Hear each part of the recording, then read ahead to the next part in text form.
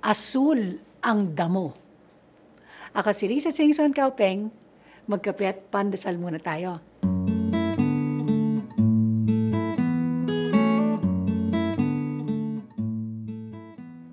One day, a tiger and a donkey fought. Asul ang damo, sabi ng donkey. Sabi naman ng tigre, hindi. Berde ang damo. Tuloy-tuloy silang nag-away hanggang sabi nila, tanungin na lang natin ang leon kung sino ang tama sa ating dalawa. So they went to the lion, and the donkey asked, "Is the grass blue?" The lion answered, "Kung yan ang paniwala mo, then the grass is blue." Natuwa ang donkey at hiniling niyang parusahan ang tigre. Sabi ng leon, "Ikaw tigre, you will be punished with 5 years of silence." Natuwa ang donkey na siya ang nanalo at siya'y umalis. Nung dalawa na lang sila ng leon, the tiger asked, "Alam mo namang berde ang damo, so why did you punish me, lion?"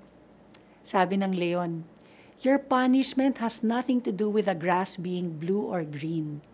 You are being punished dahil matalino kang hayop at inaaksaya mo ang oras mong nakikipag-away sa donkey na yon."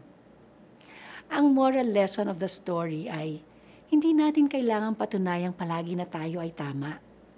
Especially with matters of faith, meron talagang mga issue na hindi kayang ipaliwanag gamit ang logic at arguments. Halimbawa na lang ang paniniwala ng mga Katoliko na ang tinapay at alak ay nagiging tunay na katawan at dugo ni Kristo.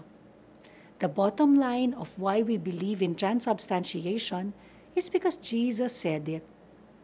Sabi ni Stuart Chase, isang manunulat, "For those who believe, no proof is necessary. For those who don't believe, no proof is possible." Tayo magdasal. Lord, give me the wisdom to defend my faith in ways that will turn doubting hearts towards you. Amen.